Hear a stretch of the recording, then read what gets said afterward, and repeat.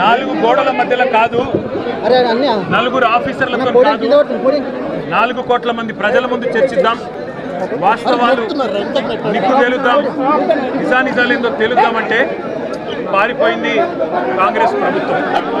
అట్లాగే మరి ముఖ్యమంత్రి గారు మీరు కూడా ఏసీబీ కేసు ఎదుర్కొంటున్నారు, నా మీద కూడా ఒక ఏసీబీ కేసు బనాయించిండ్రు. మరి దమ్ముంటే పిరికి పందవి కాకపోతే నువ్వు నేను లై డిటెక్టర్ పరీక్షను ఎదుర్కోవడానికి కూడా సిద్ధమని చెప్పినా ఇంతవరకు స్పందన లేదు. 6 నెలలైంది కేసు బనాయించి, సాధించిందేందో తెలియదు.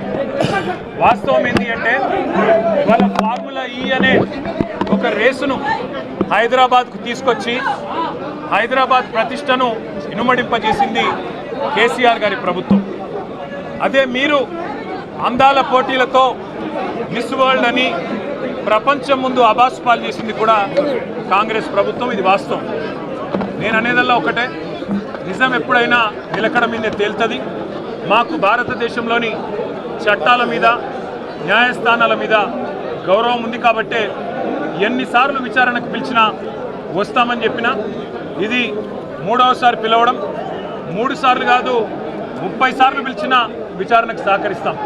మా మీద కేసులు బనాయించి మమ్మల్ని ఇబ్బంది పెట్టి కమిషన్లు వేసి మమ్మల్ని ఏదో ఇబ్బంది పెట్టినంత మాత్రాన, వేధించినంత మాత్రాన ప్రజల తరపున ప్రశ్నించడం బంద్ చేస్తామనుకుంటే అది కాంగ్రెస్ ప్రభుత్వం యొక్క అవివేకం, అజ్ఞానం అవుతుంది తప్ప ఇంకోటి కానే కాదు. పెద్దలు కేసీఆర్ గారిని, పెద్దలు హరీష్ రావు గారిని కాళేశ్వరం కమిషన్ ముందు కూర్చోబెట్టి మీరు పైశాచికానందం పొందొచ్చు. ఇవాళ ఏసీబీ ముందుకి విచారణకు పిలిపించి కొంత మానసికంగా రాక్షసానందం పొందుతూ ఉండవచ్చు. అవసరమైతే అరెస్ట్ కూడా చేస్తారు కావచ్చు.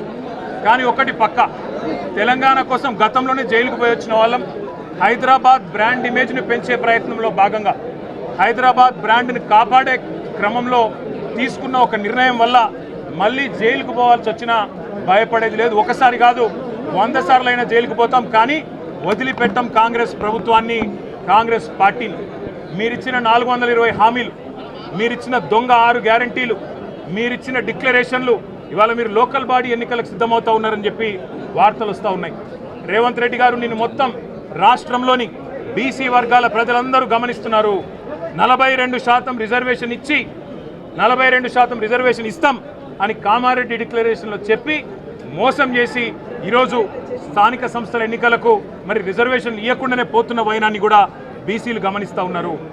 రైతు బంధు పేరిట ఎలక్షన్ బంధుగా మార్చి ఎలక్షన్లు వచ్చినప్పుడు మాత్రమే రైతు బంధు వేస్తున్న విషయాన్ని రైతులు గమనిస్తున్నారు.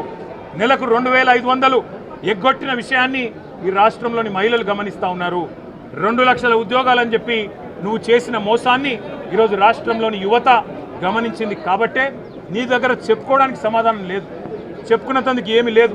కాబట్టి ఏం చేయాలి, నువ్వు ఏదో ఒక డైవర్షన్ మీద, ఏదో ఒక రకంగా ఒక కమిషన్ అని, ఎంక్వైరీ అని, ఏదో జరిగిందని, ఇదిగో పులి అంటే అదిగో తోక అని, నువ్వేమో దున్నపోతు తినిందనగానే నీకు తయారుగా నీ జోడీదారు బీజేపీ కూడా రెడీగా ఉన్నాడు.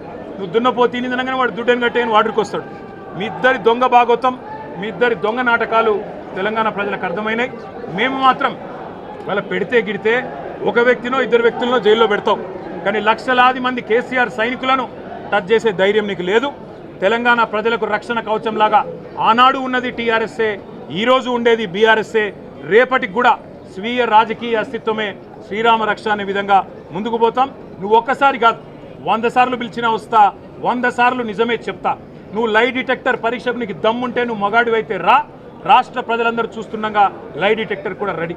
నువ్వు ఒక కేసు కాదు ఇంకో 1000 కేసులు పెట్టినా మేము ప్రశ్నించడం బంద్ చేయం, కొట్లాడడం బంద్ చేయం, తెలంగాణ ప్రజల తరపున నిలదీయడం బంద్ చేయం.